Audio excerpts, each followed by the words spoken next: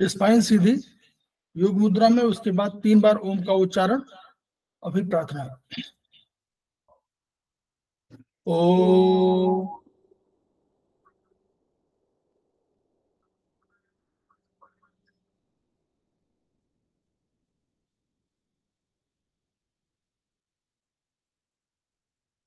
ओ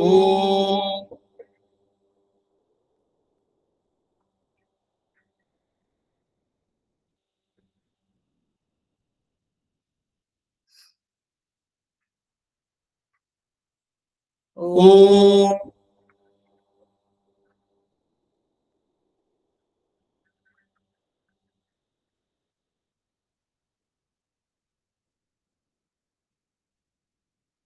वह शक्ति हमें दो दयानिधे, कर्तव्य मार्ग पर डट जाएं, पर सेवा पर उपकार में हम निज जीवन सफल बना जाएं। वह शक्ति हमें दो दयानिधे, कर्तव्य मार्ग पर डट जाए। हम दीन दुखी निबलों विकलों के सेवक बन संताप हरे, जो है बिछड़े भूले भटके उनको तारे खुद तर जाए। वह शक्ति हमें दो दयानिधे, कर्तव्य मार्ग पर डट जाए। छल द्वेष दंभ पाखंड झूठ अन्याय से निश दिन दूर रहे, जीवन हो शुद्ध सरल अपना, शुचि प्रेम सुधारस बरसाए। वह शक्ति हमें दो दयानिधे, कर्तव्य मार्ग पर डट जाए। निज आन मान मर्यादा का प्रभु ध्यान रहे, अभिमान रहे, जिस देव भूमि में जन्म लिया, बलिदान उसी पर हो जाए। वह शक्ति हमें दो दयानिधे, कर्तव्य मार्ग पर डट जाए। पर सेवा पर उपकार में हम निज जीवन सफल बना जाए।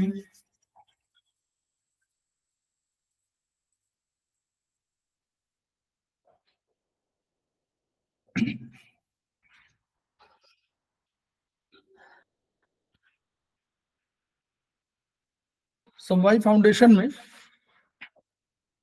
समवाय क्लासेस में आप सभी का स्वागत है। हमारे बीच में श्रीमती वर्षा श्रीवास्तव, जो समवाय फाउंडेशन की उपाध्यक्ष में उपस्थित है, उनका स्वागत है।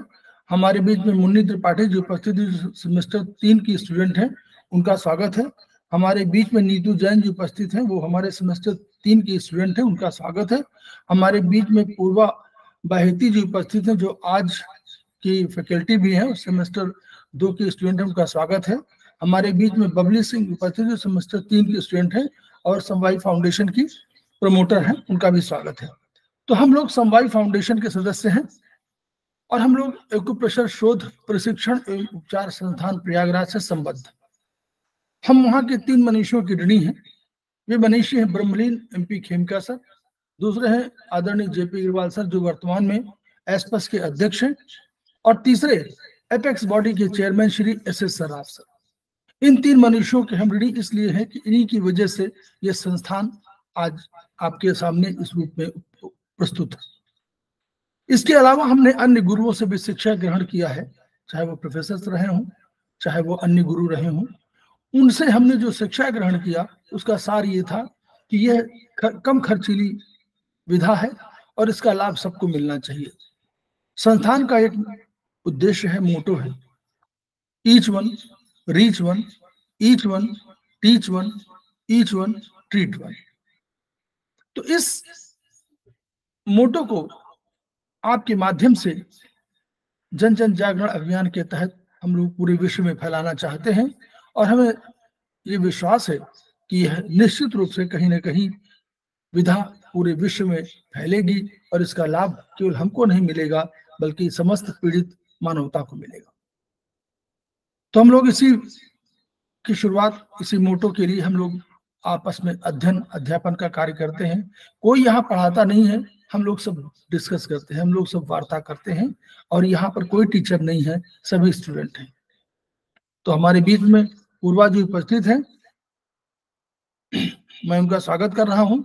वो हमारी आज की फैकल्टी हैं, तो अगर वो शेयर करना, पूर्वा जी शेयर करना चाहती हैं? सर मैं नहीं कर पाऊंगी, आप कर दीजिए ना चैप्टर, मैं बढ़ा दूंगी। हाँ वही हम कर दें उसमें चैप्टर को।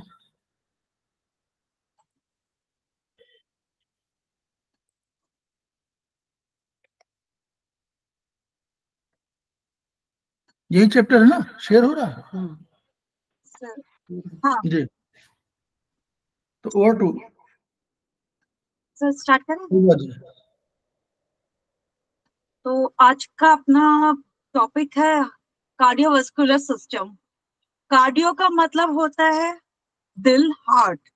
वस्कुलर का मतलब होता है, हमको सबको पता है कि हमारे पूरे शरीर में वेन्स और आर्टरीज का एक चैनल है जिससे पूरे शरीर में खून का प्रवाह पूरे शरीर में जाता है, और खून का काम होता है ऑक्सीजन और जितने भी हम लोग खाना वाना खा रहे हैं उसकी न्यूट्रिएंट्स को हर सेल के पास पहुंचाना।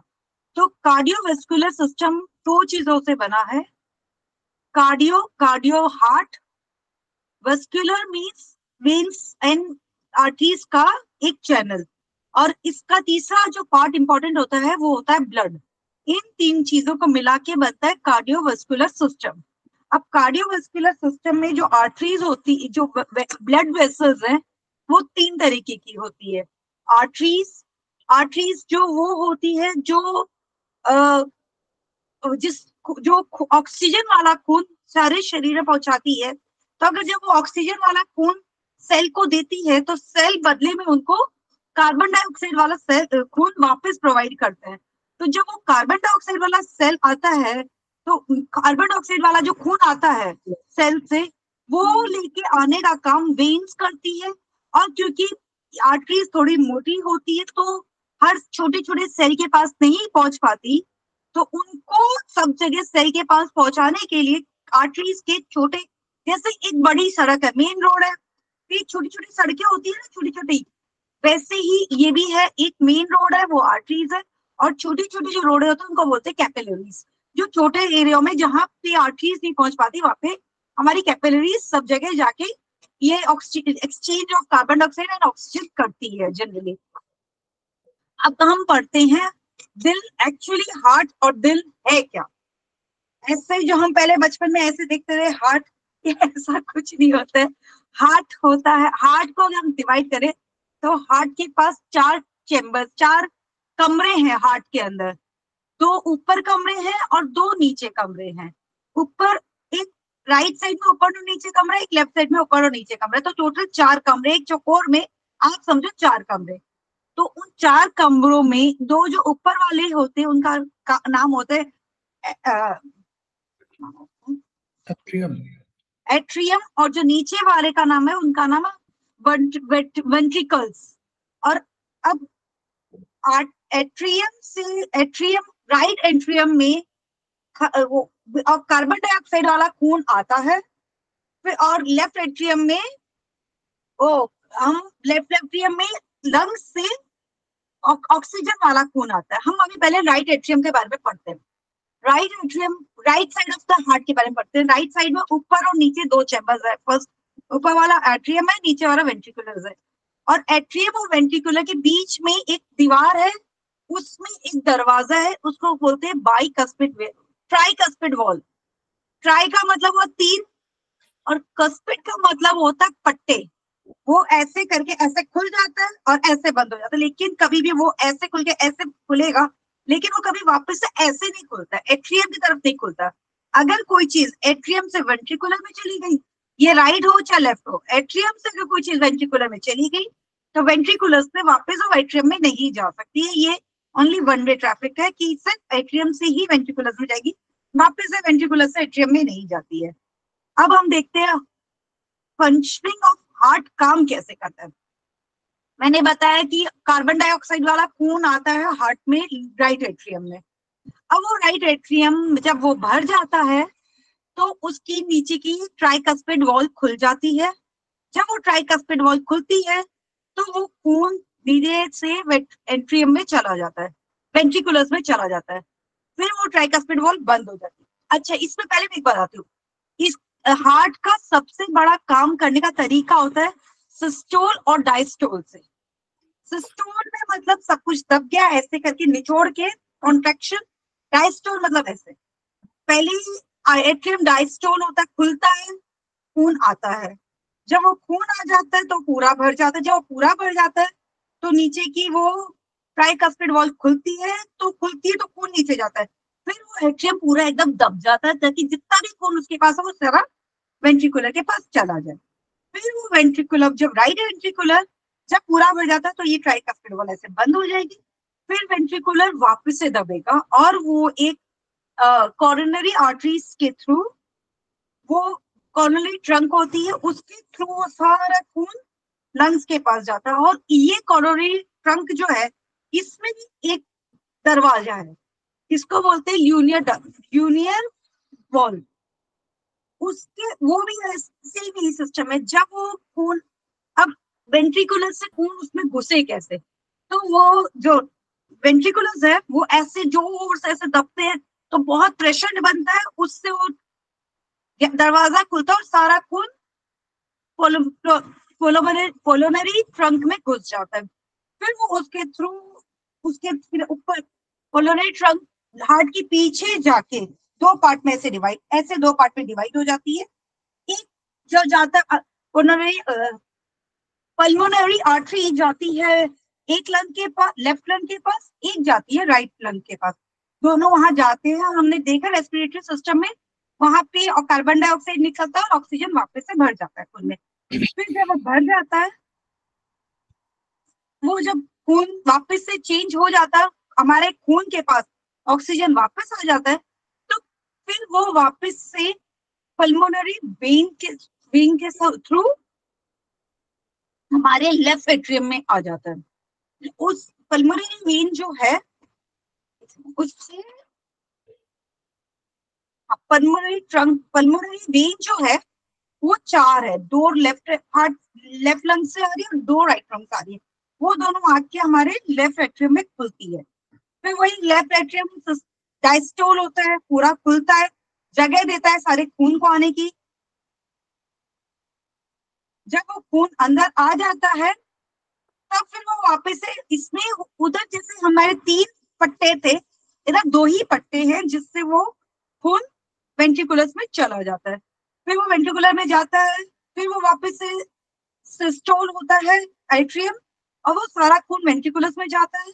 फिर वेंट्रिकुलर से वो सारा खून पल्मोर वो एरोटा करके एक बहुत बड़ी आर्टरी है उसमें जाके फिर वो सारा खून पूरे शरीर में फैल जाता है। और ये जो डीऑक्सीजनेटेड ब्लड है ये इंफीरियर और सुपीरियर वेना कैवा के थ्रू राइट एट्रियम में आता है।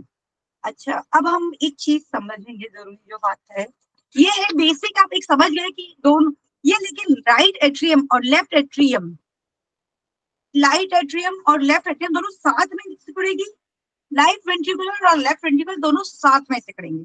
लेकिन जब लाइट, और ये ऐसा सिस्टम होता है, ये जैसे देखिए ये राइट एट्रियम है, ये राइट वेंट्रिकुलर है, ये सिकुड़ेगी तो ये खुला है, फिर ये सिकुड़ेगा ये खुलेगा। लेकिन ऐसा होता है दोनों साथ में नहीं सिकुड़ेंगे, पहले ये सिकुड़ेगा ये खुला होगा, फिर ये खुलेगा ये सिकुड़ा हुआ रहेगा। लेकिन ये जो होता है सिकुड़ने और डायस्टोल और स्टोल का जो प्रोसेस होता है, ये जो पूरा एक बार दोनों डायस्टोल और स्टोल हो जाए, इसका प्रोसेस पूरे इसको बोलते हैं कार्डिक साइकिल। इसको पूरे 8 सेकंड में एक कार्डिक साइकिल हार्ट कंप्लीट करता है।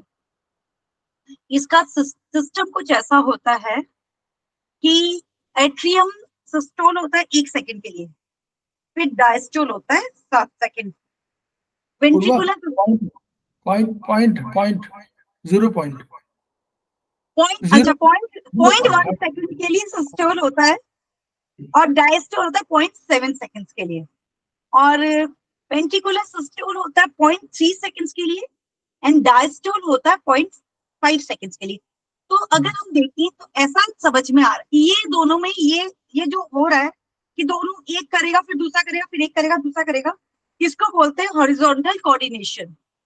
और जो दोनों ये दोनों साथ में सिस्टोल हो रहे हैं, साथ में डायस्टोल होते हैं, इसको बोलते हैं वर्टिकल, इसको बोलते हैं हॉरिजॉन्टल कोऑर्डिनेशन। और जो ऊपर नीचे का साथ, ये हॉरिजॉन्टल है तो हॉरिजॉन्टल कोऑर्डिनेशन, और ऊपर नीचे का साथ में हो रहा है इसको बोलते हैं वर्टिकल कोऑर्डिनेशन। और एक और चीज जो सबसे इम्पोर्टेंट, एक और चीज जो है वो हमको जाननी चाहिए, वो ये है कि राइट वेंट्रिकल जितना खून हार्ट लंग्स को देगा, लेफ्ट वेंट्रिकल उतना ही खून शरीर में देगा। ये होता है इंटर कोऑर्डिनेशन है कि जितना खून लंग्स में जाएगा उतना ही खून पूरे शरीर में जाएगा। ये नहीं कि उधर से थोड़ा ऊपर नीचे, वो नहीं होता, सेम क्वांटिटी का खून इधर उधर पूरे शरीर में सप्लाई होता है। अब क्योंकि ये सिस्टोल हुआ और ये डायस्टोल हुआ, क्योंकि ये हो रहा है 7 सेकंड्स के लिए 0.7 सेकंड्स के लिए डायस्टोल और ये हो रहा है 0.5 सेकंड्स के लिए डायस्टोल, तो इसमें ये चीज देखी जाती है कि ये एट्रियम और वेंट्रिकुलर दोनों साथ में डायस्टोल हुए रहते, 4 सेकंड के लिए दोनों साथ में डायस्टोल हुए रहते मिलते हैं, और ये 0.8 सेकंड में पूरा साइकिल कंप्लीट होता है। अब हम देखते हैं कार्डिक मसल्स। अब कार्डिक मसल्स, क्योंकि दिल जो है, दिल का काम क्या है सबसे बड़ा, जो ये इस तक पहुंचाना तो बहुत छोटा काम है, मतलब लंग्स तक पहुंचाना बहुत छोटा काम है, लेकिन लेफ्ट एट्रियम का काम है खून को पूरे शरीर तक पहुंचाना।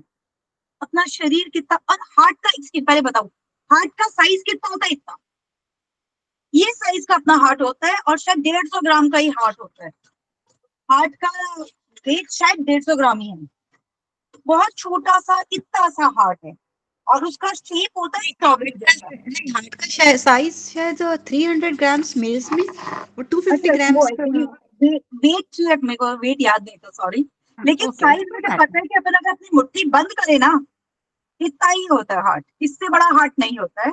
और उसका साइज स्ट्रॉबेरी देखिए, ऐसे और ऐसे कोन, मतलब ऐसा शेप होता है, और वो ऐसे कुछ पड़ा रहता है, मतलब ऐसे रहता है। मैं वो फोटो भेज दूंगी ग्रुप पे, अभी एक्चुअली मैं आज कर नहीं पाई डाउनलोड, मैं वो फोटो आपको हार्ट की एग्जैक्टली 2-3 फोटोज में आपको भेजूंगी ग्रुप पे, ऐसा होता है। तो इतना सा हार्ट है, सोचो उसको पूरे शरीर को खून भेजना है, तो वो उसका जो मसल्स होते हैं ना, वो हमने लास्ट क्लास में पढ़ा था, मसल्स ऑफ द बोन, वो कितनी स्ट्रांग होती, उतनी स्ट्रांग मसल्स होती है, वो ही चीज से बनी होती है। लेकिन उसका क्या होता है, मसल्स बोन तो मूव नहीं कर सकती ना, लेकिन इसकी मसल्स में थोड़ा सा ना, एक एक सेल है ना, कुछ फाइबर से जुड़ा हुआ रहता है, जिसके कारण वो कॉन्ट्रैक्शन और रिलैक्सेशन इजी हो जाए। लेकिन वो बहुत स्ट्रांग होती है, स्ट्रांग, इतनी स्ट्रांग कि वो अपने, आप समझो बोन्स कितनी स्ट्रांग है, सबसे स्ट्रॉन्गेस्ट पोर्शन है अपनी बॉडी का, उतनी स्ट्रांग, उतनी ताकतवर मसल्स होती है अपने शरीर का। और एक और चीज है, राइट एट्रियम जो ऊपर वाला पोर्शन है, उसकी मसल से वेंट्रिकुलस की मसल्स ज्यादा स्ट्रांग होती है, क्योंकि वेंट्रिकुलस का काम, एट्रियम का काम तो सिर्फ वेंट्रिकुलस तक खून पहुंचाना है, वेंट्रिकुलस का काम, एक वेंट्रिकुलर का काम तो पूरे शरीर में खून पहुंचाना है, उसकी मसल्स बहुत स्ट्रांग होती है। यह हो गया। अब हम देखते हैं यहाँ पर स्केलेटल मसल, स्मूथ मसल बता दीजिए। स्मूथ मसल वो होती है जो अपने आप ऑटोमेटिक फंक्शन करती है, स्केलेटल मसल में जिसमें हमारा इनवॉलंटरी वाला होता है वो, हाँ, बस वाला लिखा ना, हार्ट तो स्केलेटल मसल, लेकिन स्मूथ मसल है ये। हम चाहे चाहे नहीं चाहे, हार्ट तो अपना काम करेगा। वो स्मूथ मसल जो होती है हमारी जरूरत की, मतलब हमको पता भी नहीं चलता वो कब काम कर रही है, वो होती है वो। और ये उसकी वो है इलेक्ट्रिक, एक सेकंड, इसके 4 प्रॉपर्टीज है, बहुत इंपॉर्टेंट प्रॉपर्टीज हैं। ये 4 प्रॉपर्टीज है, एक्सेप्टेबिलिटी, कंडक्टिविटी, कंडक्टिविटी का मतलब हुआ, अभी मैं आपको बाद में कंडक्टिविटी का मैं आपको समझाऊंगी कंडक्टिविटी है कैसे। कॉन्ट्रैक्टिबिलिटी तो आपको मैंने सिखाया कि वो कॉन्ट्रैक्ट हो रहा है, रिलैक्स हो रहा है, तो कॉन्ट्रैक्टिविटी। रिदमेटिकली मैंने आपको बताया ऊपर वाले और नीचे वाले में रिदम है, दोनों साइड वाले में रिदम है, तो दैट इज रिदमेटिकली। और मैं आपको कंडक्टिविटी बताऊंगी अभी 2 मिनट में, रुक जाइए।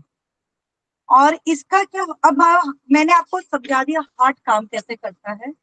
अब हार्ट का क्या होता है, हार्ट का इम्पल्स, ये देखिए कंडक्टिविटी का देखिए, हार्ट अपना इम्पल्स खुद जनरेट करता है। हार्ट को ब्रेन से कोई सिग्नल नहीं आता है कि तुम कॉन्ट्रैक्ट करो या तुम सिस्टोल करो या डायस्टोल करो। ये मैं बार बार ये वर्ड सिस्टोल और डायस्टोल इसलिए यूज करूंगी ताकि हमको ये वर्ड याद हो जाए, क्योंकि ये मेडिकल वर्ड है, ये हमको पता होना चाहिए। कॉन्ट्रैक्शन एंड रिलैक्सेशन भी बोल सकते हैं, बट सिस्टोल एंड डायस्टोल हमको याद करना चाहिए, इसलिए सिस्टोल एंड डिस्टोल इस बारे में ऐसे ही बात करते हैं। ये जो है हार्ट अपना इम्पल्स खुद जनरेट करता है। एससी नोड करके एक नोड होता है, राइट एट्रियम है, उसके ऊपर, इसमें शायद फोटो भी होगी, राइट एट्रियम नहीं है, मैं आपको फोटो में आपको शेयर कर दूंगी, एक्चुअली मेरा थोड़ा प्रॉब्लम है नेट का। राइट एट्रियम के ऊपर एकदम जहाँ पे वो क्या कहते हैं अंदर घुस रहा है, वहां पे इलेक्ट्रिकल इम्पल्स है एसए नोड, वो इम्पल्स जनरेट करता है। वो इम्पल्स जनरेट करता है तो ये ऐसे नोड से वो इम्पल्स जाता है राइट एट्रियम से लेफ्ट एट्रियम पे, फिर उधर से वो ट्रेवल करता है राइट एट्रियम के नीचे जहां पे वेंट्रिकुलर की दीवार है, उधर एक है एवी नोड, वहां पे वो इम्पल्स जाता है। फिर वहां से बंडल ऑफ हिल्स करके नीचे फाइबर्स, एक फाइबर्स का छोटा सा है, उससे वेंट्रिकुलर में जाता है। फिर वेंट्रिकुलर से वैसे पूरे हार्ट में से स्प्रेड होता है, उसको बोलते हैं परपेंडिकुलर फाइबर्स, उसकी तरह पूरी जगह फैलता है।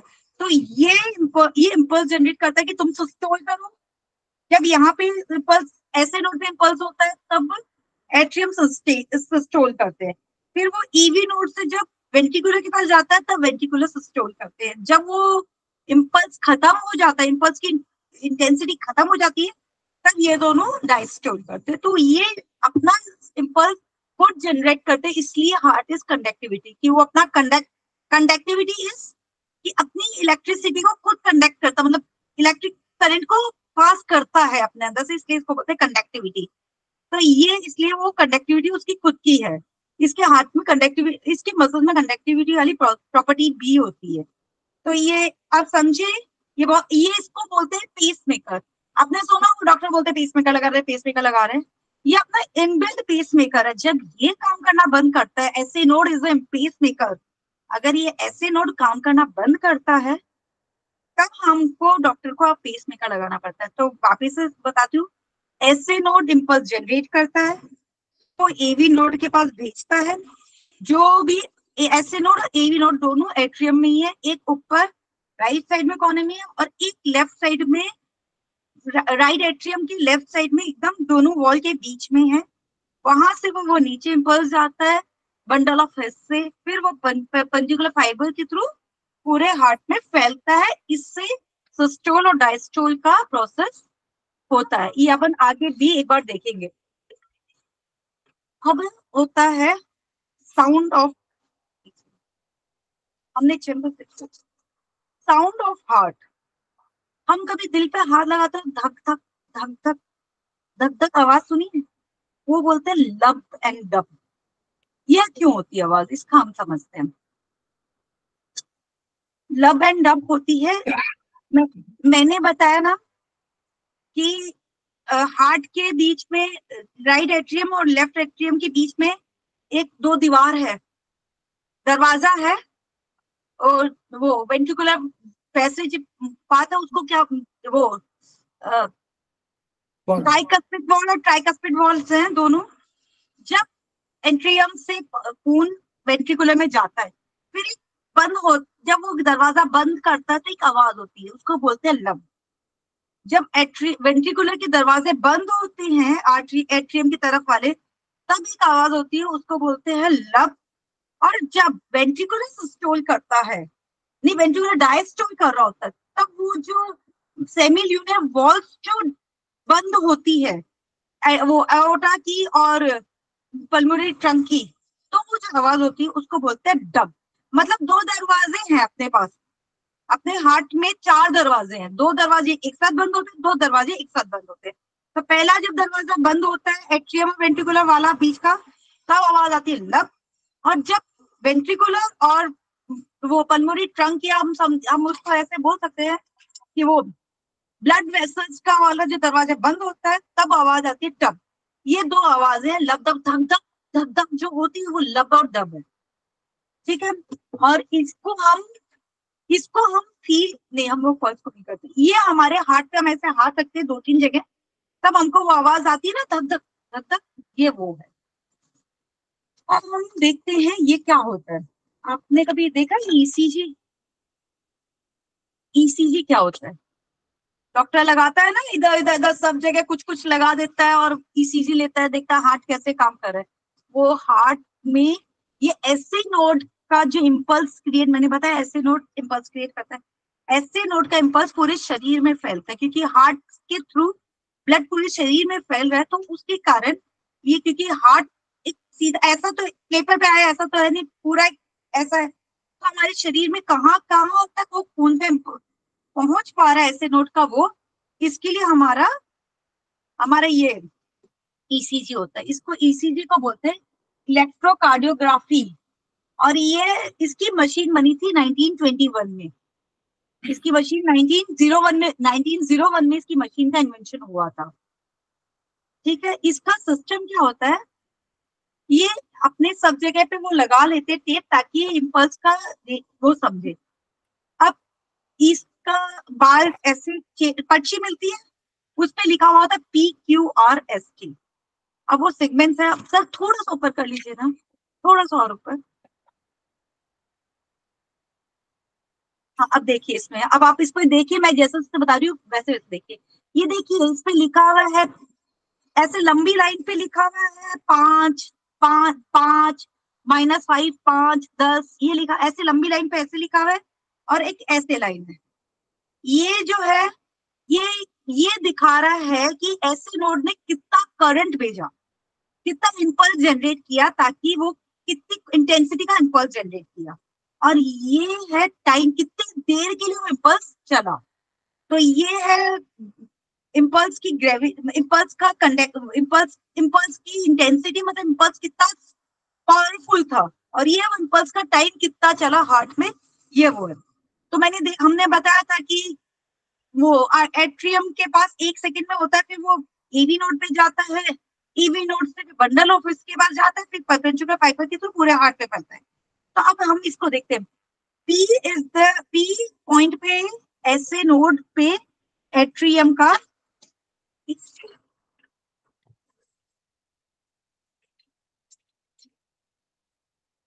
हाँ, इस पे होता है कि वो एट्रियम ऐसे नोड ने इम्पल्स जनरेट किया है, तो एट्रियम सिस्टोल कर रहा है, तो इसको ऐसे node P is the systole. और डीपोलराइजेशन का मतलब होता है, सर आपके भी डीपोलराइजेशन लिखा हुआ है क्या? हाँ, डीपोलराइजेशन का मतलब होता है सिस्टोल, और अपोलराइजेशन का मतलब होता है diastole. Depolarization systole, repolarization diastole. तो आप कहीं भी वो डीपोलराइजेशन लिखा है वहां पे आप लिख सकते हैं, तो आपको हमेशा याद रहेगा। तो अब ये जो पी है, इसमें ऐसे नोड ने इम्पल्स जनरेट किया है, जिसके कारण एट्रियम सिस्टोल की है।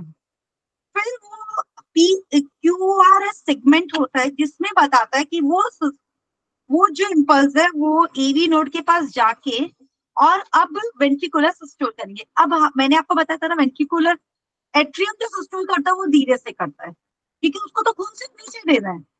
अब वेंट्रिकुलर जो सिस्टोल करता है वो बहुत तेज करता है, क्योंकि उसको खून पूरे शरीर को दिखता है। तो आप देखें कि इसमें आर जो है वो बहुत ऊपर तक गया है।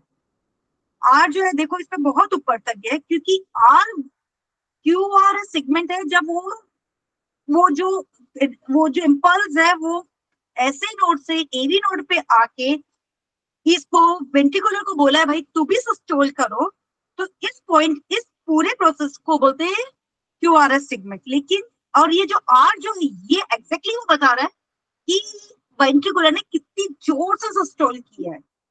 क्योंकि वेंट्रिकुलर, इसीलिए इसकी सबसे ज्यादा इंटेंसिटी, क्योंकि वेंट्रिकुलर को बहुत जोर से सस्टेन करना पड़ता है ताकि खून सब जगह जाए, और वेंट्रिकुलर की मसल्स बहुत स्ट्रांग होती है कंपेयर टू एट्रियम की। तो सिस्टोल किया है तो वो आर अच्छा ऊपर गया, फिर अब ऊपर चला गया, अब वापस वो डायस्टोल कर रहा है। तो ये जो एसटी सेगमेंट है ये धीरे धीरे डायस्टोल करने वाला सेगमेंट है। अब ये टी जो सेगमेंट है, लाइन जो है थोड़ी सी कर्व होकर स्ट्रेट गई, ये दिखा रही है कि अब ये इंपल्स खत्म हो चुका है। 8 सेकंड का लास्ट का पार्ट है, ये 0.8 सेकंड का लास्ट का पार्ट है, ये जो था इंपल्स खत्म हो गया। अब वापस से ऐसे नोड दोबारा इंपल्स जनरेट करेगा, वापस से पी सेगमेंट आएगा, फिर पीक्यूआर आएगा, फिर एसटी सेगमेंट, मतलब यही सेगमेंट बार बार घूमेगा। कभी आप देखा होगा पूरे उसमें इको का जब आता है तो बार बार ऐसी आती है, एक जैसी ईच लाइन बार बार चल रही होती है, क्योंकि वो पूरा नहीं आपको नहीं, लेकिन अब कभी आप देखना उसको, अगर आपके पास कोई रिपोर्ट है आपको थोड़ा सा समझ में आएगा, अच्छा ये चीज ऐसे चल रही है, करोगे तो थोड़ा समझ में आएगा। पूरा तो हम डॉक्टर नहीं बन पाएंगे अभी, पूरा में थोड़ा सा समझ में आएगा। पूरा में ये सब पूरा में शॉर्ट में क्यों बता दूं इसको, इसको शॉर्ट बता दूं, मतलब कठिन नहीं समझे उसको, नहीं तो कठिन समझ लेंगे। कठिन पढ़ाना है, थोड़ा कठिन सब्जेक्ट है ईसीजी। देखिए दो चीजें जो पूरा मैंने बताया कि अभी जब आपका एसए नोड है तो एसए नोड आपका वहां पर स्थित है राइट एट्रियम में, जहां पर सुपीरियर और इंफीरियर वेना कावा की मिलती है, ठीक। तो वहां जब स्थित है तो क्या होता है, अब इसमें कहा कि उन्होंने बताया कि ये हार्ट की अपनी कंडक्टिविटी है, मतलब यानी बिजली खुद पैदा करता है। अब कैसे पैदा करता है, तो पैदा करने के लिए कोई सिस्टम होना चाहिए ना, तो ऐसे नोड है, इसको साइनो एट्रियल नोड बोलते हैं, ठीक है।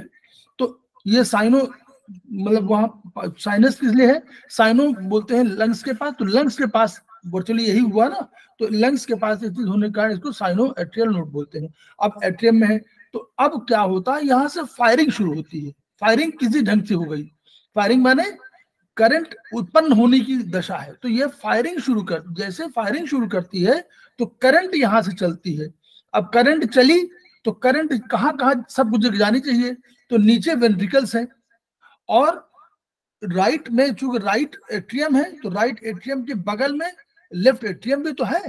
तो ये दो इसके देखिए धाराएं क्या है, धाराएं जैसे नदी की धारा होती है तो जहां पानी देखता है कि जहां गड्ढा है वहां चला जाता है, तो उसी तरह नदी की धाराओं की तरह दो धाराएं बन जाती हैं ऐसे नोड से, और वो वेंट्रिकल्स की ओर राइट, अब लेफ्ट वेंट्रिकल भी वही स्थित है, उसी राइट एट्रियम में ही एवी नोड स्थित है, दूसरा वाला जो है। अब एवी नोड क्या बोलते हैं इसको, जो है वो वेंट्रिकल्स वाला मेन है, तो एवी नोड हुआ, तो ऐसे नोड और एवी नोड। अब ऐसे नोड से करंट शुरू हुआ और एवी नोड की तरफ जाना है उसको, ठीक है, उसको एट्रियो वेंट्रिकुलर नोड बोलते हैं। अब गया दोनों, तो ऐसे नोड से दो धाराओं में बैठ के चला गया, नीचे चला गया, नीचे जाना है, नीचे की तरफ है वो। अब उसी तरफ एक बगल में क्या है, दीवार है, तो दीवार को क्रॉस करके और लेफ्ट एट्रियम में भी चला जाता है। अब तीन धाराएं हो गई ना, एक चला गया लेफ्ट एट्रियम में और दो चली गई एवी नोड की तरफ। एवी नोड में ये जब पहुंचेगी तो अब धारा मतलब बिजली की धारा है ना, तो बिजली करंट है, करंट को पहुंचाना है, फिर वहां से इसको आगे जाना है। तो आगे दो तरफ का बताया है कि राइट बंडल ब्लॉक और लेफ्ट बंडल ब्लॉक, ये दो वहां पर आगे चल के एवी नोड में जाकर के फिर आगे बढ़ेंगी, तो लेफ्ट बंडल ब्लॉक और राइट बंडल ब्लॉक में पहुंचे। परकिंजे फाइबर्स होता है, परकिंजे फाइबर मैंने पूरे सारे जो मसल्स हैं, जितने कार्डियक मसल्स, उन सबको करंट पहुंचाना है, ताकि सब में देखिए यहाँ लिखा हुआ ना कि कॉन्ट्रैक्शन और एक्सपेंशन यानी सिस्टोल और डायस्टोल एक साथ होनी चाहिए। अगर ऐसा तो नहीं कि एक कहे कि मैं डायस्टोल नहीं करूंगा और एक कहे मैं सिस्टोल नहीं करूंगा, तो सबको, चूंकि एक कॉम्प्लेक्स हार्ट का फंक्शन है इसलिए ये होता है इसमें। अब ये जो वेव बता रहे हैं मैडम, तो ईसीजी में करंट में इस तरह की वेव आती है, पहली वेव पी वेव थोड़ा सा डोम टाइप की आएगी, फिर दूसरी आएगी और क्यू नीचे चली जाएगी, और उसके बाद फिर क्यू आर जो है बहुत ऊपर चली जाएगी, और आर से आ करके फिर इस बॉर्डर लाइन के नीचे चली जाएगी एस, ये एस पॉइंट है, फिर आकर के ऊपर उठेगा और फिर आकर के टी, ये लंबी हो जाएगी। हमको अभी जो समझना है इस किताब में, हो सकता है पूरा ईसीजी समझ पाए, लेकिन ईसीजी का बेसिक फंक्शन है कि हमेशा यही पी क्यू आर ऊपर होगी नीचे आएगी, ये इस शेप में हमेशा आपको वेव दिखनी चाहिए और उसमें सब लिखा रहता है कि क्या है। लेकिन अगर ये कहीं ये सीमा कम हो, ये सीमा नीचे अधिक हो जाए, ये नीचे वाली वेव अधिक चली जाए तो यहाँ प्रॉब्लम हो जाएगी, या ये बहुत पास में आ जाए और इसका एरिया जो बार बार आ रहा है, देखिए बार बार आएगा, ये सिस्टोल डायस्टोल होता रहता है, तो ये यहाँ से लेकर के इतना जो मार्ग है ये फिर बनेगा, फिर आगे पी आएगी, फिर आगे क्यू आएगी, आर आएगी, टी आएगी। तो ये अगर इनमें अंतर आ रहा है तब हार्ट की समस्या होती है।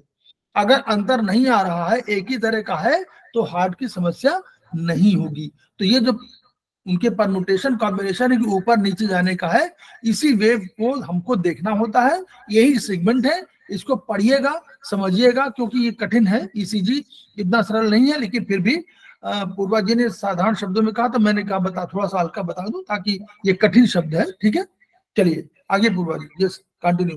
अब हम बात करते हैं, एक तो बीच में थोड़ा सा कुछ रह गया था। एक तो जो है कि ये जो सर मेरे को नाम मिल नहीं रहा है, आप नाम बताएंगे। ये जो बीच की दीवार होती है, ये जो होता है, ये हार्ट का हमने लोकेशन बोल रहे बीच में। एक तो हार्ट का जो लोकेशन है वो कहाँ होता है, दोनों लंग्स के बीच में। हमने जब वो पढ़ा था रेस्पिरेटरी सिस्टम, तब हमने पढ़ा है ना कि लेफ्ट लंग थोड़ा छोटा है, उसमें 3 लोब की जगह 2 ही लोब्स हैं क्योंकि हार्ट आ गया है। तो जो हार्ट होता है वो मिडल से थोड़ा सा लेफ्ट की तरफ होता है, पूरा लेफ्ट भी नहीं होता है, उसका एक थोड़ा ऐसे, जैसे आप समझिए ये थोड़ा सा, ये ऐसे लेफ्ट है तो थोड़ा सा टिल्टेड है हार्ट। स्टर्नम के साइड में थोड़ा सा टिल्टेड है, और ये थोड़ा सा राइट में जाता है, लेकिन मेजर पोर्शन इसका लेफ्ट में आता है, लंग्स के बीच में होता है। और इसकी जो एक दीवार होती है बीच में, सब मुझे उसका नाम याद नहीं आ रहा है, जो लेफ्ट पोर्शन और राइट पोर्शन को बीच से डिवाइड करती है। सेप्टम वॉल होती है जो राइट पोर्शन ऑफ हार्ट को लेफ्ट पोर्शन ऑफ हार्ट से डिवाइड करती है, उसको हम बोलते हैं सेप्टम वॉल। अब हम देखेंगे उसमें बीमारी हो जाती है एएसडी वगैरह, जहां सेप्टम डिफेक्ट होता है वहां एएसडी बीमारी, एट्रियल सेप्टम डिफेक्ट या वेंट्रिकल सेप्टम डिफेक्ट, 3 होता है। एएसडी या वीएसडी होती है बीमारी, वो सेप्टम में छेद हो जाता है, वो बाय बर्थ। कभी सेप्टम में एट्रियम में सेप्टम में छेद हो गया तो एएसडी कहलाती है, एट्रियल सेप्टल डिफेक्ट कहलाता है, और उसका वेंट्रिकल्स में छेद हो गया दोनों के बीच में दीवार में तो वेंट्रिकुलर सेप्टल डिफेक्ट कहलाता है। सर मेरे बेटे को एएसडी था। अच्छा, अब एक और चीज बताती हूँ, ये जो हार्ट के मसल्स में एक और चीज इंपॉर्टेंट थी कि हार्ट के जो मसल्स होते हैं वो कॉन्ट्रैक्शन है, उसमें जो उसका क्यों होता है, उसके हार्ट के जो सेल होते हैं ना, वो अपने आप फ्यूजन करके बड़े हो जाते हैं, उसको बोलते हैं सिनेक्ट्रम करके होता है कि आप एक ही सेल अपने आप को डिवाइड कर देते हैं ताकि उनका कॉन्ट्रैक्शन और रिलैक्सेशन इतना स्ट्रांगली हो पाए। अगर अलग अलग सेल होंगे तो उतना स्ट्रांगली नहीं हो पाता, तो एक ही सेल का बहुत सारे सेल बन जाते हैं और फिर वो एकदम बाइंड करके फिर वो करते हैं, इसीलिए वो थोड़े ज्यादा अच्छे से स्ट्रांग है। ये 2 टर्म्स थी जो हमको बीच में भूल गए थे, हमको करनी जरूरी थी, तो हम ये देख लेते हैं। अब हम बात करते हैं पल्स की। पल्स क्या होती है, कभी पाइप देखा है, पाइप, लोहे का पाइप या कोई भी पाइप, उसमें अगर हम जोर से प्रेशर से पानी डालो या कुछ डालो तो क्या होता है, वो वाइब्रेशन, हम पानी डाले हैं यहाँ पे लेकिन वाइब्रेशन लास्ट तक फील होती है ना कि वो पानी आया है, कुछ तो उसमें हुआ है, एक होता है जन जन जन जन आवाज होती है, तो उसको बोलते हैं एक्चुअली पल्स। वो होती है पल्स जब वेंट्रिकुलर जोर से खून को ऊपर फेंकते हैं, तो एक एनर्जी, ताकत से फेंकते हैं, उस ताकत जब वो खून जाके वॉल्स को छूता है तो एक झंझनाहट क्रिएट करता है। उस झंझनाहट को हम, क्योंकि ये पूरे शरीर है, पहले इस झंझनाहट को हम ये झंझनाहट पूरे शरीर में, पूरे ब्लड वेसल्स में हो जाती है। इस झंझनाहट को हम बोलते हैं पल्स।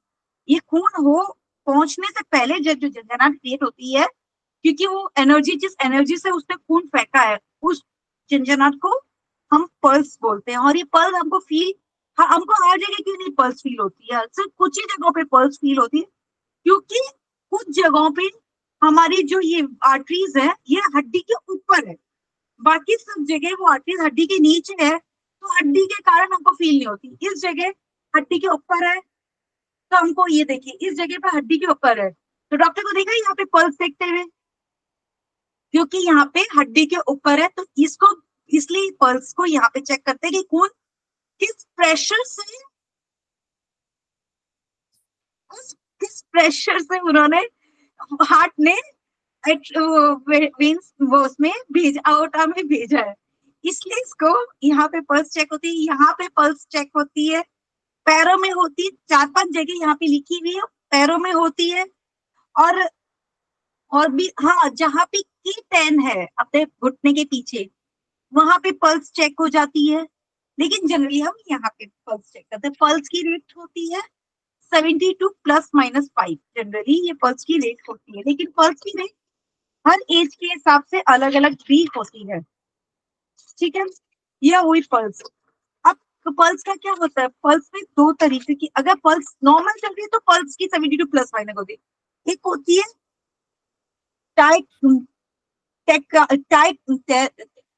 टैकीकार्डिया, ब्रैकीकार्डिया, ये 2 तरीके की होती है। जब हम खुश होंगे, बहुत ज्यादा होंगे, तो हमारी पल्स, क्योंकि हम खुश है तो हार्ट भी थोड़ा ढंग से काम करने लगता है, तो वो होती है जब हमारा क्या होता है, पल्स नॉर्मल से ज्यादा हो जाए तो वो टैकीकार्डिया होती है। जब हम डिप्रेस्ड हो जाए या थोड़े सुस्त हो जाते हैं तो हमारी पल्स थोड़ी नीचे, या हम आराम कर रहे हैं तब हमारी पल्स थोड़ी नीचे हो जाती है, उसको बोलते हैं ब्रैकीकार्डिया। और ये कुछ बीमारियां भी है जिसके कारण भी होती है, जैसे एट्रियल फ्लटर, ये हम अभी देखेंगे एट्रियल फ्लटर क्या होता है, हाई बीबी हुआ, इन सब में हमारी बढ़ जाती है, और हम डिप्रेस्ड रहे या कुछ सर में कुछ बीमारियां होती है उसके कारण अगर हो तो ब्रैकीकार्डिया भी होती है। लेकिन जनरली ये होता है, रेस्ट में ब्रैकीकार्डिया होती है, थोड़ी सी पल्स नीचे होती है, और आराम जब कुछ काम कर रहे होते हैं या कुछ भाग रहे हैं, कुछ कर रहे हैं, तो वो पल्स हमारी थोड़ी तेज हो जाती है, ये एक होता है। और क्या होता है, पल्स भी हमारे वही सेम है, रिदमेटिक होनी चाहिए 8 सेकंड, क्योंकि हमारा हार्ट भी 8 सेकंड में रेगुलरली कर रहा है, तो वो रिदम से चलनी चाहिए। ऊपर नीचे होने से हमको थोड़ा समझना पड़ता है कि तकलीफ क्या है, ठीक है। अब एक है पल्स के 4 तरीके जो बीमारी के होते हैं, थिन स्टेडी पल्स, कि पल्स बहुत धीरे, एकदम धीरे चल रही है। ये जनरली कब होती है, अगर फील करो तो लग रहा है पल्स पकड़ में ही नहीं, जिसको हम कभी कभी बोलते, डॉक्टर बोलते पल्स पकड़ में नहीं आ रही है, वो पल्स होती है जब हमारे ब्लड वेसल्स में कुछ जमाव हो जाए। तो जमाव हो गया तो खून कम आ पा रहा है, क्योंकि खून कम आ रहा है तो पल्स स्टेडी हो गई है, मतलब हमको धीरे हो गई है बहुत, तो वो थोड़ा सा गलत है, सही नहीं है वो। और फुल बाउंडिंग पल्स, अगर हमारे ब्लड वेसल्स थोड़े फूल गए, ब्लड वेसल्स जनरली हमने पढ़ा था लास्ट ईयर कि वो इलास्टिक, एरोरियल इलास्टिक मसल से बने हुए होते हैं, मतलब इलास्टिक मतलब फूल भी सकते हैं और सिकुड़ भी सकते हैं। तो जब हमारा, और हमने लास्ट न्यूट्रिशन में पढ़ा था कि अगर कोलेस्ट्रॉल जम जाता है तो हमारे ब्लड वेसल्स थोड़े सिकुड़ जाते हैं। और भी थोड़े से कारण है, हम आगे पढ़ेंगे, एंडोक्राइन ग्लैंड्स में पढ़ेंगे, कुछ ग्लैंड्स अगर सिक्रेशन ज्यादा कर जाता है तो भी हमारा ये सिकुड़ जाता है। अगर सिकुड़ो तो हमको थिनी थ्रेडी पल्स, थिन थ्रेडी पल्स मिलेगा, और बढ़ गया, क्योंकि बढ़ गया तो खून ज्यादा फ्लो करेगा, तो हमको फुल बाउंडिंग, मतलब जो ये जो रिदम है ये डिस्टर्ब होगी थोड़ा ज्यादा, दोनों ये होनी चाहिए, वो ऐसे ऐसे होगी, थोड़ी ज्यादा नीचे ऊपर नीचे होगी, ये होती है। और प्लेटिव पल्स क्या होती है, प्लेटिव पल्स होता है वेंट्रिकुलर ने सिस्टोल किया, लेकिन वो सिस्टोल को 3.3 सेकंड से ज्यादा देर तक रख लिया, ऐसे गई, फिर थोड़ी देर तक ऐसे रही, फिर नीचे आई। ये होती है कि सिस्टोल ज्यादा देर तक वेंट्रिकुलर रहेगा, जितना टाइम रहना चाहिए उससे ज्यादा रहे, तो ये प्लेटिव पल्स होती है। ये तीनों चीजें जनरली ठीक नहीं होती, इन चीजों को चेक करते रहना चाहिए, ये नहीं होना चाहिए। और ये हमको जब हम चेक करेंगे तभी हमको एक्चुअल में समझना है, लेकिन ये ऐसा होता है। अब होता है वॉल्यूम। वॉल्यूम क्या होता है? खून कितना दिल ने भेजा है हमारे वो ब्लड वेसल्स को, खून कितना हार्ट ने दिया है, और वापस वो खून हार्ट में खून वापस सुपीरियर और इंफीरियर वेना कावा से आता है राइट एट्रियम में। अभी सुपीरियर और इंफीरियर वेना कावा होती है, सुपीरियर वेना कावा वो होती है जो दिमाग से कार्बन डाइऑक्साइड वाला खून लेके आ रही है, और इंफीरियर वेना, इंफीरियर मीन्स नीचे, जो पूरे शरीर से लेके आ रही है वो इंफीरियर वेना कावा है। जो दिमाग से खून डीऑक्सीनेटेड ब्लड लेके आ रही है, डीऑक्सीनेटेड मतलब जिसमें कार्बन डाइऑक्साइड जाता है, वो खून को लेके आ रही है, वो है सुपीरियर वेना कावा। तो हमारे खून कितना जाना चाहिए? हमारा खून जनरली खून जाना चाहिए हमारा, अगर हम अपना ब्लड स्ट्रोक वॉल्यूम समझिए 70 है और हार्ट रेट 70 है, तो हमारा खून 1900 मतलब 490 मतलब 4900 मिलीग्राम, मतलब 4 लीटर 900 ग्राम मिलीलीटर, 4 लीटर 900 मिलीलीटर खून हार्ट जनरली भेजता है। अब इसमें होता है पल्स पैराडॉक्सिस और पल्स अल्टरनेस। पल्स पैराडॉक्सिस क्या होती है? जब आना हम सांस ले रहे हैं तब हमारी पल्स कम हो रही है, तो पल्स पैराडॉक्सिस है। नहीं, जब हम सांस छोड़ रहे हैं तब पल्स कम हो रही है, तो हमारी ये है पैराडॉक्सिस है। और जब हम सांस ले रहे हैं तो वो होती है पल्स अल्ट्रेशन। ये जनरली मायोकार्डियम क्या होता है? मायोकार्डियम होता है हार्ट का जो मसल है, उसके 3 पार्ट्स है। हार्ट के मसल के 3 लेयर्स होते हैं। मायोकार्डियम, वो एक तो था वो, एक सेकंड में याद नहीं आ रहा। पेरिकार्डियम, एंडोकार्डियम एंड पेरिकार्डियम याद नहीं आ रहा था मेरे, वो भी है और वो भी याद नहीं आ, नाम नहीं आ रहा। ये 3 पेरी माने होते हैं। बाहर, पेरी माने बाहर, एंडो माने अंदर, और मायो माने बीच का। ओके, ये 3 मसल्स हैं। इन 3 मसल्स की लेयर से हार्ट की मसल्स बनती है। तो अगर मायोकार्डियम में प्रॉब्लम है तो ये सब थोड़ा सा होता है। और आर्टरी वॉल जनरली सॉफ्ट होनी चाहिए, इलास्टिक होनी चाहिए। अभी मैं आपको आगे समझाऊंगी इसकी इलास्टिसिटी का रीजन क्या होता है। जब हम ब्लड प्रेशर देखेंगे तब मैं आपको ये समझाऊंगी। लेकिन अगर किसी कारण से वहां पे खून वो आर्टियोसेरोसिस मतलब होता है कुछ चीजों का जमा होना। अगर आर्टियोसेरोसिस हो जाए तो वो कड़क हो जाती है। जनरली हमने देखा था इस चीज के लिए, एक उधर देखा था हमने, जब कोलेस्ट्रॉल पड़ा था, तो कोलेस्ट्रॉल जनरली आर्टियोसेरोसिस क्रिएट करता है, क्योंकि वो वैक्स के जैसे आर्टरीज में जम जाता है। हमने ये उसमें फूड एंड न्यूट्रिशन में पढ़ा था लास्ट ईयर। तो एट्रोसिरोसिस नहीं होना चाहिए, क्योंकि उससे क्या होता है, एट्रोसिरोसिस जब अगर कहीं पे मोम जम जाएगी, अगर हम इलास्टिक ले उस पर मोम जमा देंगे तो उसकी इलास्टिसिटी खत्म हो जाएगी। और आर्टरीज को इलास्टिक होना बहुत जरूरी होता है, ताकि वो खून सब जगह अच्छे से उसका काम हो, तो उसके लिए वो खत्म हो जाती है। और अगर वहां पे कुछ ग्रेन्यूल्स के मतलब गांठों जैसा कुछ हो जाए तो उसको बोलते हैं पाइलो अर्थराइसिस। सर मेरे को ये बोलना नहीं आता। नोडा सर पेज नंबर 63 पे है, ब्लड वेसल्स के पीछे पीछे पीछे सर, नीचे पेज नंबर 63 पे, ऊपर ही ऊपर, हाँ यहीं पे कंडीशन ऑफ वॉल्स पे, और पीछे, अब तो बहुत आगे, इसके नीचे बाद में 63 मेरी बुक 63। में। अच्छा, वो हमारी तो इंग्लिश वाली में है आपकी ना वो? पुरानी, हाँ हमारी सर तो बाद में हिंदी, बता दूंगी, मैं बता हमारी दूंगी थोड़ी देर में। हिंदी वाली में ये ये तो जनरली ये तो है। ये होते हैं ग्रेन्यूल्स होते, छोटे छोटे से दाने हो जाएंगे आर्टरीज में, उसको बोलते हैं नोडोसा। हाँ हाँ, आर्टरीज में छोटे छोटे से वो दाने हो जाते हैं। आर्टरीज वो में तो 2 चीजें हो सकती है, या तो उसपे जमा हो जाए या उसमें थोड़े थोड़े से दाने हो जाए, ये चीजें होती है। अब हम देखते हैं ब्लड प्रेशर। ब्लड प्रेशर क्या होता है? अब मैं इसमें आपको बताऊंगी वो इलास्टिसिटी का काम। ब्लड प्रेशर क्या होता है, वेंट्रिकुलर ने सिस्टोल किया, सारा खून गया एओर्टा में। हम लेफ्ट के बारे में थोड़ा समझते हैं, और लाइट को सब वही चीज राइट में भी हो रही है, लेकिन लेफ्ट क्योंकि पूरे शरीर में जा रहा है तो हम लेफ्ट को थोड़ा समझते हैं। वेंट्रिकुलर ने सिस्टोल किया, सारा खून गया आउट एओर्टा के पास।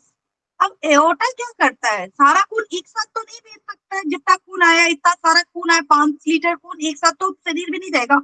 वो इलास्टिसिटी के कारण फूलता है, खून उधर जमा होता है, फिर धीरे धीरे हम कहीं भी पानी को, अगर कहीं भी पानी फेंका तो सारा पानी तो एक साथ नहीं बहता है, थोड़ा पानी वहां रुक जाता है, फिर वो धीरे धीरे बहने लगता है। एक चीज यहाँ होती है, सारा खून एक साथ आता है, एओर्टा में जाता है, एओर्टा से फिर वो धीरे धीरे पहुंचता है।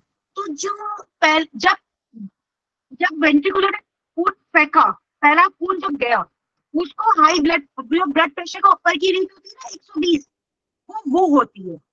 फिर जब एओर्टा ने डायस्टोल कर लिया, मतलब एओर्टा खुल, वो बंद हो गई, सेमिल्यूनर वॉल बंद हो गई, लेकिन खून वहां पे है एओर्टा में। वो जब जा रहा है दूसरे सिस्टोल से पहले तक तो खून तो कंटिन्यू जा रहा होता है, चाहे वो सिस्टोल वेंट्रिकुलर सिस्टोल हो, वो 4 सेकंड का, मैंने 5 सेकंड का जो फेस 0.5 सेकंड का जो फेस बताया, उस टाइम तक ये जो खून यहाँ पे ये ही जा रहा होता है। जो लास्ट है, जब वो खून लास्ट में जो जाता है वो होता है 80 वाला, क्योंकि उसमें प्रेशर कम है कंपैरेटिवली, ज्यादा प्रेशर वाला तो पहले ही निकल गया, अब बचा हुआ खून धीरे धीरे जा रहा है, तो वो होता है 80 वाला। तो ब्लड प्रेशर आपने देखा 120 80 रहता है, ये होता है। इसको मैं आपको ऐसे और समझा सकती हूँ कि काइनेटिक एनर्जी और पोटेंशियल एनर्जी के हिसाब से समझा सकती हूँ कि जब खून जाता है तो एओर्टा में होती है, क्योंकि कोई चीज को जोर से मारते हैं तो काइनेटिक एनर्जी होती है, तो काइनेटिक एनर्जी के कारण बहुत तेज से खून निकलता है आगे। अगर किसी चीज को मारोगे पहले तो खून जोर से जाएगा, कोई भी चीज को, पानी को मारोगे कहीं पे, पहले तो पानी जोर से जाता है, फिर वो पानी धीरे धीरे जाता है ना, जो धीरे वाला है वो ब्लड प्रेशर का 80 वाला है, और जो जोर से जा रहा है वो 120। इसीलिए रेंज 80 120 का जो रेंज आता है, ब्लड प्रेशर में हमेशा 2 रेंज आती है ना, एक ही नहीं दिखाते, क्योंकि वो डायस्टोल वाला होता है और एक वो सिस्टोल वाला होता है। अब ब्लड प्रेशर हमेशा 80 120 प्लस माइनस 10 में अलाउड, उसके नीचे या ऊपर होने से थोड़ा सा कहते कि देखना चाहिए, वो नहीं होना चाहिए।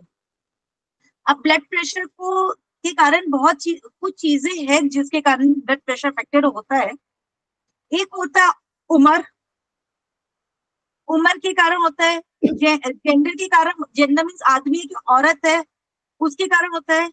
इमोशन या हार्ट रेट का बता रही, इमोशन खुश होगा तो थोड़ा सा ब्लड प्रेशर बढ़ जाता है।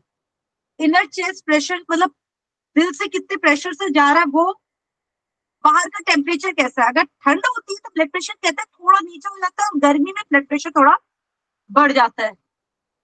हाइपोक्सिया और एक्सरसाइज, इन सबसे। और जो दूसरा है थिकनेस ऑफ द वॉल, अगर दीवार चौड़ी हो चुकी है तो खून ज्यादा आया तो ब्लड प्रेशर ज्यादा होगा।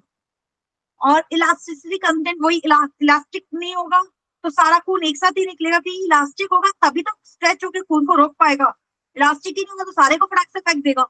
इलास्टिसिटी होता है डायमीटर होता है चौड़ाई, गोलाई में कितना, ये कितना है, ये इसको बोलते हैं डायमीटर। और viscosity of the blood, viscosity तुमने पढ़ा था ब्लड वाले सेक्टर में कि उसका थिकनेस कितनी, उसमें कितना बाकी चीजें का बाकी जो खून में और जो सामान है वो कितना। विस्कोसिटी को मैं सिंपल वे में समझाऊं तो हम पकोड़ा बनाते हैं, तो बेसन का जो घोल होता है उसको हम एकदम पतला भी नहीं कर लेते, एकदम गाढ़ा भी नहीं करते, हम उतना पकोड़े का घोल बनाते हैं कि पकोड़े को हम उठा के पकोड़े बनाने के लिए, तलने के लिए डाल दें, तो वो उसकी विस्कोसिटी, उसकी थिकनेस है जिससे वो पकोड़ा इजीली बन जाए। तो ब्लड की भी एक विस्कोसिटी होती है कि इस लेवल पे ब्लड का सर्कुलेशन इजीली जाएगा, वो उसकी जमावट या उसका थिकनेस या उसका थिकनेस ही बोल सकते हैं उसको, वो होता है। अब बात करते हैं कंसिस्टेंसी। एक्चुअली मैं हिंदी वर्ड ढूंढ रही थी, वो नहीं आ रहा है। ब्लड वेसल्स, ब्लड वेसल्स में होती है ब्लड का काम, ब्लड का सर्कुलेशन 2 जगह जाता है, एक जाता है राइट एट्रियम से नहीं, राइट वेंट्रिकुलर से लंग्स के पास, दूसरा जाता है लेफ्ट वेंट्रिकुलर से पूरे शरीर के पास। दो तरीके से खून बहता है अपने शरीर में, लेफ्ट राइट एट्रियम से जाएगा लंग्स के पास, लंग्स से आएगा लेफ्ट एट्रियम में, लेफ्ट एट्रियम से लेफ्ट वेंट्रिकुलर से, और लेफ्ट वेंट्रिकुलर से पूरे शरीर में, फिर पूरे शरीर से सुपीरियर इंफीरियर वेना आवा से राइट एट्रियम में। ये एक चेन है जो घूमती रहती है, ये इसकी फोटो भी दी हुई है। तो पल्मोनरी ब्लड सर्कुलेशन वो होता है, जब भी वर्ड पल्मोनरी आए, पल्मोनरी का मतलब होता है लंग्स। तो जब पल्मोनरी ब्लड सर्कुलेशन है कि वो ब्लड लंग्स के पास जा रहा है और लंग्स से वापस आ रहा है, राइट वेंट्रिकुलर से गया और जो लेफ्ट एट्रियम में आया, इसको बोलते हैं पल्मोनरी सर्कुलेशन। और systematic blood circulation, systematic blood circulation वो होता है जो पूरे शरीर में घूमता है।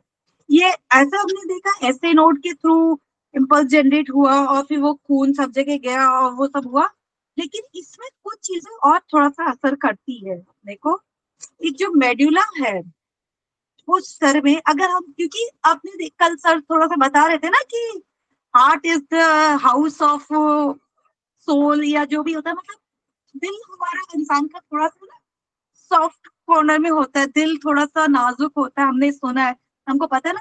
तो अगर हम खुश होंगे तो हमारा हार्ट, ब्रेन उतना रिएक्ट नहीं करेगा लेकिन हमारा हार्ट रिएक्ट करेगा, हमारा खून थोड़ा ज्यादा फ्लो करेगा, हम थोड़े सुस्त हो जाएंगे तो हार्ट थोड़ा सा डिप्रेस होता है, थोड़ा खून कम करता है। ये सब वर्ड ये आता कहां से? मेड्यूला में होता है पैरासिम्पैथेटिक और सिंपैथेटिक नर्व्स होती है, हमने पढ़ा है। पैरासिम्पैथेटिक नर्व्स होती है, वो काम करती है जब हम रेस्ट कर रहे होते हैं, तब पैरासिम्पैथेटिक वर्क, एक बार सर ने समझाया भी था, नीतू जी का एग्जाम्पल देके। तो वो पैरासिम्पैथेटिक नर्व्स तब काम करती है जब हम सुस्त हुए या रेस्ट कर रहे होते हैं बेसिकली, और सिंपैथेटिक नर्व्स कब काम करती है जब हम काम कर रहे होते हैं।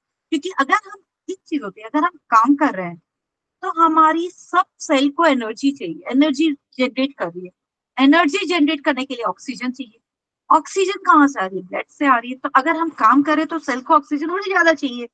तो ये सिंपैथेटिक नर्व जाके बोलती है सब सेल्स को, हार्ट को, कि ये इनकी बॉडी काम कर रही है, थोड़ा ज्यादा काम, रेगुलर से ज्यादा काम कर रही है, तो थोड़ा सा खून ज्यादा भेजो। तो वो जब वो उसके लिए जो एक नर्व्स होती है, वो वेगल नर्व्स जो होती है, वो इसको हार्ट के अंदर घुस के ये थोड़ा सा, ये भी मैनेज कर, ऑल्दो ऐसे नोट जनरली मैनेज करता है, बट ये भी थोड़ा सा ऐसे नोट को बताती रहती है कि भैया थोड़ा सा ज्यादा काम चाहिए, थोड़ा कम चाहिए। वो वाला काम ये वेगल नोट्स करती, वेगल नर्व्स करती है जनरली। अब एक और चीज होती है, ये हुआ वेगल नर्व, एक और चीज होती है, खून जब बह रहा है तो पैर से जब खून ऊपर आ रहा है तो ब्रेन तक तो अगेंस्ट ग्रेविटी चल रहा है। अगेंस्ट ग्रेविटी चलता कैसे है? क्योंकि वहां पे है ना कुछ कुछ है ना ऐसे, जैसे एक वो रखे हुए, मतलब सेंसर्स रखे हुए कि भाई तुम खून ऊपर ही जा सकते हो, नीचे नहीं जा सकते हो। उसके लिए खून को कंट्रोल करने के लिए, खून को कंट्रोल करने के लिए ये चीजें होती है ताकि वो खून ऊपर ही जाए और नीचे नहीं है। ये एक चीज और होती है। और एक और चीज है, अब अगर कुछ ऊपर नीचे खून की कंपोजिशन में या किसी चीज में कुछ गड़बड़ हो जाएगी, तो ये हमने नॉर्मल पढ़ा कि खून, तो क्या होता है, एक रिसेप्टर्स रखे हुए सब जगह, वो ब्रेन को जाके बताते हैं कि सपोज करो कोई बीमारी आ रही है, वो भी हमको खून के थ्रू ही पता चलती है। तो रिसेप्टर्स बताते हैं कि इस खून के कंपोजिशन में कुछ गड़बड़ डल रहा है, वो रिसेप्टर्स पकड़ते हैं, वो ब्रेन को जाके बताते हैं कि यहाँ इस खून के कंपोजिशन में कुछ गड़बड़ है, कुछ बीमारी शायद हुई है, तो आप इसके हिसाब से वर्क करिए। ये चीजें जो होती है इसको बोलते हैं केमो रिसेप्टर्स है ब्लड में, वो सब जगह पे फैले हुए हैं ब्रेन के, जो बताते रहते हैं कि क्या होता है। अब exchange of nutrients and gas, ये हमने देखा ही था, ये जैसे कल सर ने भी एक बार बताया था। एक तो एक्सचेंज ऑफ ऑक्सीजन तो हमको पता ही है, हमने रेस्पिरेटरी सिस्टम देख लिया है, तो उसमें होता है। और एक्सचेंज ऑफ न्यूट्रिएंट्स में हमने पढ़ा था लास्ट ईयर, एसआई में होता है, स्मॉल इंटेस्टाइन में, वो छोटी छोटी सी होती है ना वो ऐसी फिंगर लाइक प्रोजेक्शंस होती है जो सारे खाने को अब्सॉर्ब करती है, और उसमें कैपिलरीज और वेन्स होती है। करना भी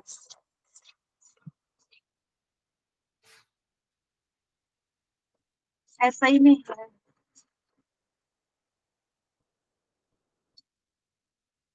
विलाई वेलाई, एग्जैक्टली। वेलाई जो होती है वो खाना एब्जॉर्ब करती है, और उसके नीचे आपने देखा होगा वेलाई का स्ट्रक्चर है, तो उसमें कैपिलरीज और वेन्स है, तो वो खाना एब्जॉर्ब करके ब्लड में डाल देती है। फिर वो खाना एब्जॉर्ब करके एसआई से वो खाना जाता है, सर निकल पता है जैसे लंग्स लीवर के पास जाता है, फिर लीवर चेक करता है ये न्यूट्रिएंट्स में से किसको उसको रीफॉर्म करना है और किसको सीधे ही ब्लड के थ्रू सब जगह पहुंचाना है। फिर वो लीवर का काम होता है। फिर वो ऑक्सीजन ले फिर वो जाता है हार्ट के पास, और बीच में वो किडनी के पास भी जाता है खून कि इसमें से कुछ टॉक्सिन है तो भाई अब आप निकाल दो, मैं तो पूरा घूम के आ रहा हूँ तो मेरे पास टॉक्सिन तो आ ही गए होंगे, तो वो किडनी का काम होता है। तो खून शरीर के हर पार्ट में जाता है और वो न्यूट्रिएंट्स वगैरह को लेके जाता है और वो वैसे काम करता है। और अब एक और चीज होती है कि अब वैसे खून का काम, हार्ट का काम सिर्फ एक, और जैसे लंग्स का हमने देखे 4-5 काम होते हैं, हार्ट का सिर्फ एक ही काम है, पंपिंग। वो हमारा सिर्फ पंप है, उसके अलावा हार्ट कुछ भी नहीं करता। वो सिर्फ वो काम इतना इंपॉर्टेंट है कि हार्ट को सिर्फ वही काम दिया हुआ है कि तुम बस खून सब जगह पहुंचा दो, दूसरा कोई भी काम नहीं है हार्ट का। अब क्योंकि हार्ट खून सब जगह पहुंचा रहा है, तो हार्ट को खुद को भी तो अपना खून चाहिए ना, उसको भी तो ऑक्सीजन चाहिए काम करने के लिए। तो उसका खुद का खून,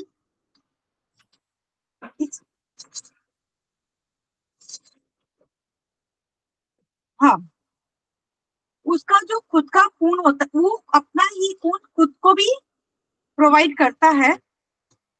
वो उसको अपने खून को खुद को प्रोवाइड करने के लिए जब अओर्टा पीछे जा, तो जनरली क्या होता है ना, ये हार्ट आ गया और इसके सारे जो भी अओर्टा हुआ सब, या हम सुपीरियर इंफीरियर वेना कैवा बोलो, जो भी है वो हार्ट के ऐसे पीछे जाके ऐसे मुड़ के फिर वहां से जा रहे हैं।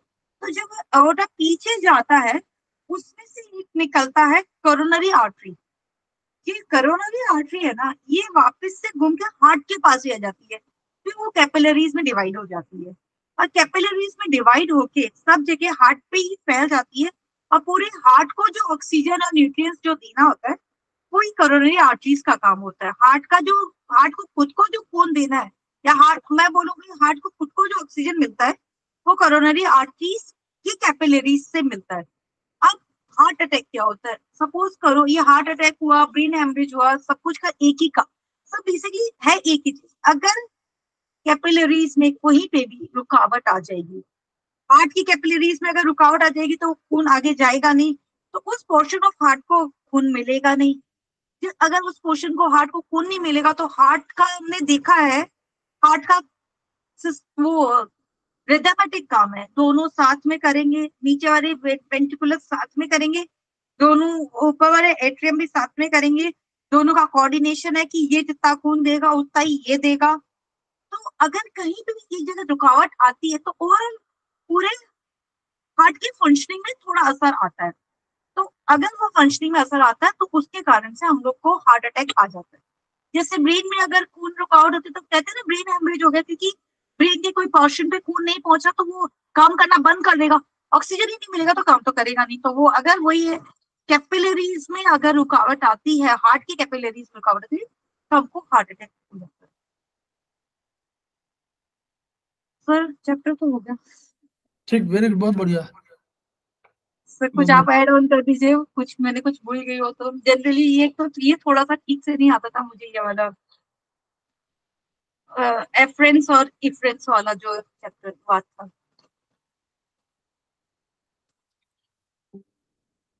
ये ब्लड वेसल्स वाला। बहुत बढ़िया। देखिए तब भी देखिए कोऑर्डिनेट कई चीजों को करके जब करते हैं ना तो बहुत बढ़िया लगता है। यही चीज चाहते हैं हम लोग, सब लोग, कि हम लोग ऐसा करते रहें कि सब लोगों को पढ़ना है, सब लोगों को समझना है, और